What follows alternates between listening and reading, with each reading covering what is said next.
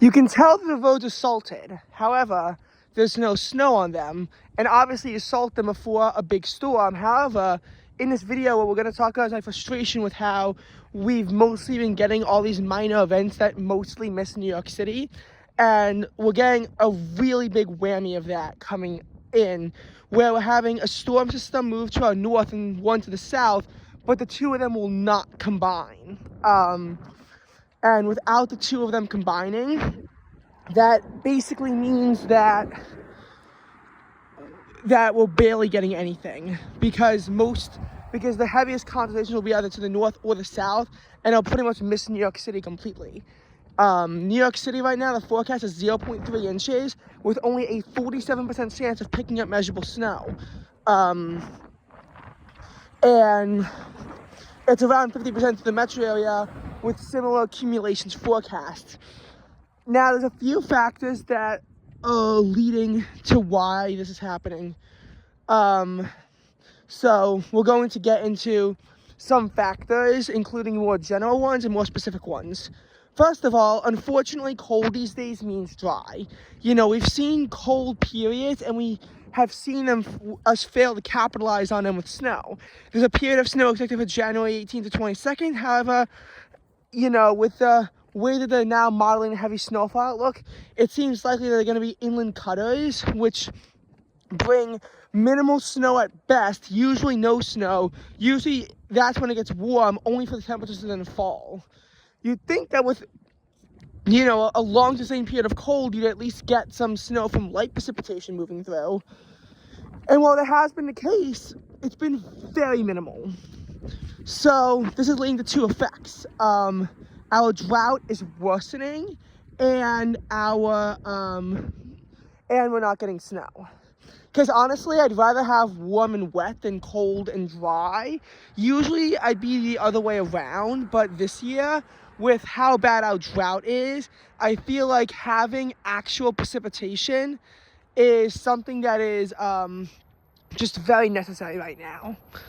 As in, like, very necessary.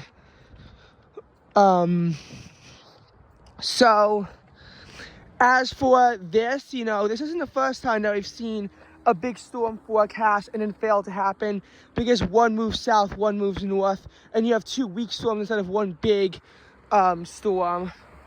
This happened in mid-November, back when our drought was really bad. If you don't remember it, basically, if you were living in the New York metro area, you had a 40-day period where you had barely any rain. You had scattered showers at absolute best that really did not accumulate anything, and that's all the rain you had for 40 days. 40 days is actually significant for me because I'm Jewish, but that's a different story. Then on the night of November 10th, the rain finally comes. After 40 days, we finally get rain 10th to the 11th, but it's pretty much 1 day's worth of rainfall. It only halts off the wildfire risk for 1 day. Thankfully, as we would all know, the wildfire risk would really only last for around a week and a half after that. You get to the point where where there's another storm forecast, but again, one goes north into Canada and one goes south and affects the Baltimore area, and we get nothing out of it when it's desperately needed. That was actually a huge reason as to why the drought escalated to the levels that it went to, because it was bad, and the drought escalated to the levels that it went to, and that's why it was so hard for us to get out of the drought at first. And you can see some snow remnants here. This place actually was on Monday covered in a light layer of snow, as you can see in one of my YouTube videos. Anyway, so there's that for this storm. And again, this period has generally been like cold but also dry. There's barely any precipitation to work with, which is why it's so hard, you know, to get accumulations. So first of all, what I'm going to talk to you about is, you know, some of my frustrations with the lack of snow, because basically it's always been where every time there's an opportunity for snow on a big storm, it always warms up, which happens in winter, but to the extent that's been happening the last 3 has been excessive. Our first real chance of snow was November 21st, because before that, we were dealing with major drought. However, the temperature never got below 37, and while there's a chance of snow, it never wound up happening. It stayed raining. There was a gross cold rain too, with temperatures below 40 degrees for most of the day. Then there was another chance on the 29th and the 30th that they were forecasting snow, but that's when it's to be dry and cold, and when it rained and poured on Thanksgiving, temperatures were in the 40s all day. December, we get some snow, but most of the metro area does not, because even though it's a cold pattern, it was one that was dry. Again, you know, only about 20% of your expected weekly precipitation. And the one day that it actually snowed, or actually precipitated, was the one night where temperatures stayed above 35, which really hindered any possible accumulations. You then get to December 9th through 11th, another period with rain, but temperatures are in the 50s.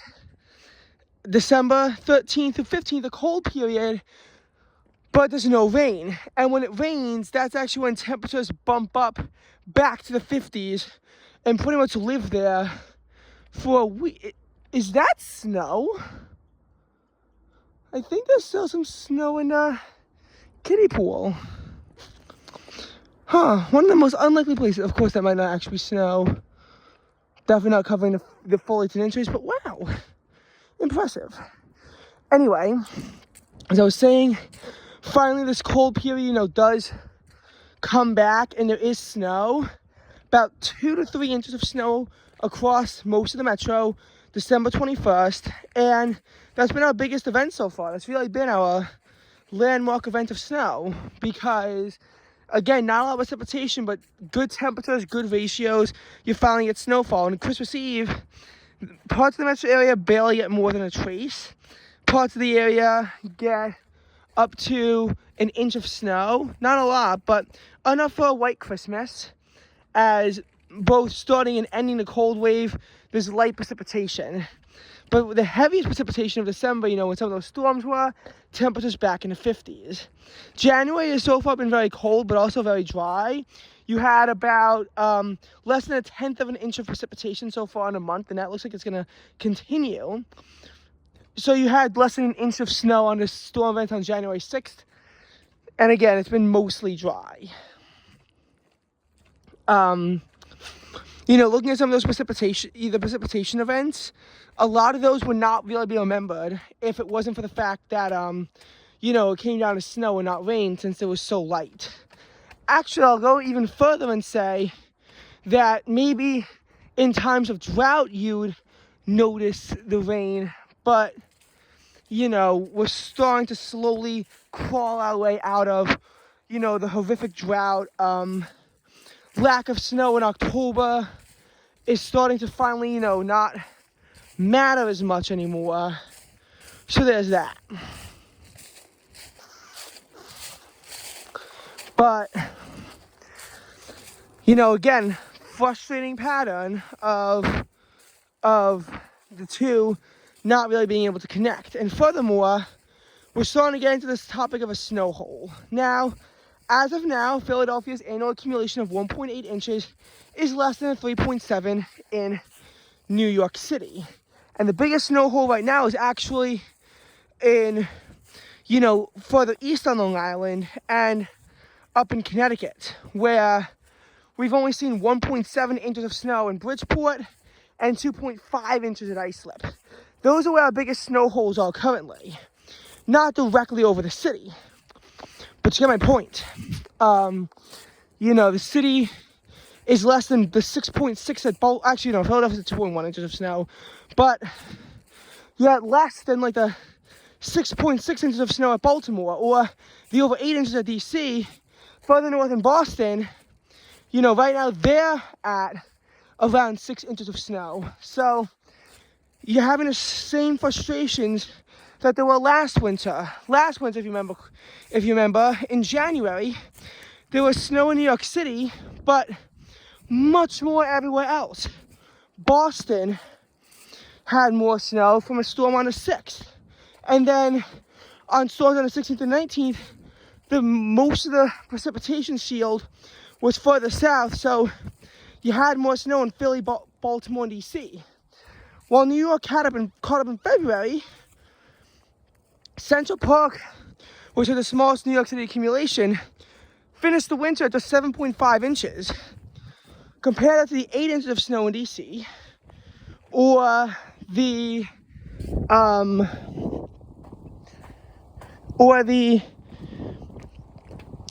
11 inches in Baltimore, the 9 in Philadelphia, and the 10 in Boston. So again, New York City got the shortest end of the stick. I will say for Boston, relative to what they have, they probably had a more brutal winter on snow lovers than New York, because New York had their 9th least snowy winter on record, and Boston ranked 3rd. But you get my point. It was a very hard winter if you were someone like me who actually likes snow to a pretty significant degree. And because there are these light events, you still have the salt. It still looks like you're going to get a big storm. If I showed you this, you'd look like there's going to be a big storm. The forecast, though, is like, again, only 0.3 inches, and there's a 50% chance that nothing at all winds up accumulating. And there's a few other factors with this storm specifically that I think are frustrating me. The storm on January 6th came during what was supposed to be a cold wave. However, for the second time in a row, a predicted cold wave does not materialize due to some of the days being above freezing, in a bit of a surprise. Nonetheless, while the 4th and 5th weren't below freezing, their high temps were 33. As a matter of fact, Central Park has not seen a temperature above 33 since January 3rd. Other parts of the metro have seen temperatures go to 34, 35, even 36, but not Central Park, and not that much higher. And when it was snowing, it was below freezing all day across the entire metro, highs around 30. And because there wasn't really any latent heat left around, the snow was able to stick immediately. The snow was able to immediately start sticking to the ground. That's the only reason why accumulations were as high as they were, because one of the toughest things when it's snowing and it's above freezing and been above freezing is that it's tough to sometimes get the snow to stick. And we've seen this happen, way too many times before. January 6, 2024 was barely any snow across the metro, and on the 7th, the snow was only a trace because it was warm and wet underground, and any snow that fell could not accumulate. We saw this happen in, a big reason why our February 13th storm accumulations were significantly watered down. The temperature never dropped below 33, and you had to have really heavy snow rates in order to even get the snow to stick at all. That could have been a classic nor'easter event, but it wasn't, and a big reason why was because of the lack of cold. We saw this happen quite a few other times where warm temperatures really can just really hamper any snowfall accumulation. March 14, 2023 is a great example. Above freezing, and there was just rain, so the snow, plus sun angle too, the snow had a really hard time accumulating to anything. We saw this happen at some point in January of 2023 as well. It happens quite often where snow number one, really can't accumulate in the back end. Number two, has a hard time when it's been warm. And I don't want to say it's balmy today, but the forecasted high temperature is close to 40 degrees. This is forecast to be the warmest day since January 3rd, could be the warmest since the 2nd, and we're forecasting near average temperatures. Again, highs are forecast to be 38, 39, think in that range. 40 is possible. I'm actually excited because now I finally get to go outside and run again and train myself, because you really can't. I had to go in the gym when I wanted to train these past few days because it's too hard on my lungs to run in temps below 35-ish. So I actually just go outside and run, and it's not the ideal time. It's at 4 o'clock. But still, it'll be a manageable 37 degrees. But what's tough is, now that you have this, nighttime temperatures, when the snow will be, it'll be around 30. But because of all the latent heat, you have to wonder how warm surfaces are going to be. And again, I'm hoping it doesn't hinder accumulations too much, but that's a thing where you could see that there is measurable precipitation falling. There is accumulating precipitation. However, it does not turn into any sort of real snowfall. That's why New York City had 0.04 inches of accumulation on December 20th, yet only a trace of snow. It was all snow. The snow couldn't stick, and the precipitation was able to get recorded. That's what happened there. And again, as for that, that was another case of where the snow couldn't stick because it was, your temps in the mid 30s. And also I will say that was coming off of a warm and wet period. So you had that, but still it was tough on the snow. So that's my general frustration with the snow. Again, it's been a better winter than the last 2 years, that's for sure. Those last 2 winters were more frustrating than this one. This one I just feel like is more frustrating on the aspect of we've had so many chances and we're not capitalizing on any of them as compared to previous winters where you didn't really have too many chances to even get snow. But again, this has been pretty frustrating so far if you like snow like I do.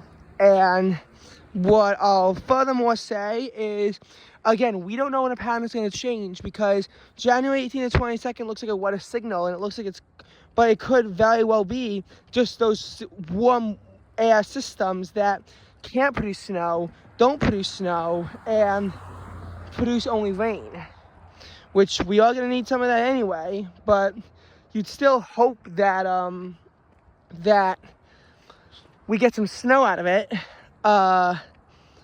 And you also have this frustration of every time it's cold, it's dry, and every time it's rainy, precipitating, it's rain, usually. And then when it does snow, we don't have good ratios. Now, again, can't complain about that. Just looking at Central Park data, this winter, 0.15 inches of rain, 0.1 inches of rain, or liquid equivalent, and 0.08 inches, which adds to 0.33 inches of liquid equivalent, a perfect 10-to-1 ratio, and you are looking at 3.3 inches of snow. So on that front, New York City has actually slightly outperformed. It's more so like looking at the last 2 winters. Like 2022, 2023, the biggest winter storm that produces 1.8 inches of snow came from 0.55 inches of liquid. And you add up all the liquid that fell and convert it all to snow, on days where the snow fell, then you'd be looking at revised accumulation of 6.3 inches for the winter. Still a very small amount, but a lot better than the 2.3 inches that became the least snowy on record. Or you look at 2023, 2024, and again, you look at when you look at the storms, and January 6th to 0.2, I might have to exclude because you can't really get an accurate depiction because it did flip to rain.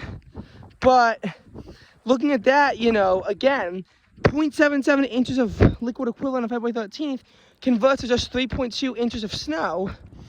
And if all the precipitation, was to come down as snow, even excluding the 0.2 on January 6th and saying that you can't count it, you're now looking at much sharper, much, more notable accumulations of 14.1 inches, I'm pretty sure, is what it clocks out to. Again, below average, but much higher than 7.5 inches. And again, this winter you really can't say anything about it But this is shaping up to be one of those winters where you maybe have a lot of light events, but you don't really have any sort of signature snowstorm. What the frustration is, though, is that we haven't had a signature snowstorm since January 2022. And again, not every winter's going to have one. But it's just tough because February 13th might not be known as a signature. It might not be remembered. And it had every opportunity to be. You know, forecast accumulations, 8 inches to a foot. And we saw how that went. And again, 4 to 6 was forecast, or maybe 2 to 4 was forecast on February 27th, 28th, and we didn't hit that. Actually, now thinking about it, the February 13th storm might have only been the 4 to 8 inches of predicted, but still, there was a winter storm warning in effect for New York City, and that's the crap they dealt. And the storm is forecast to bring more snow to Atlanta at 0.9 inches and New York City at 0.3. And I really hope that Atlanta's snowfall accumulation does not jump New York City's after this, because that would be embarrassing.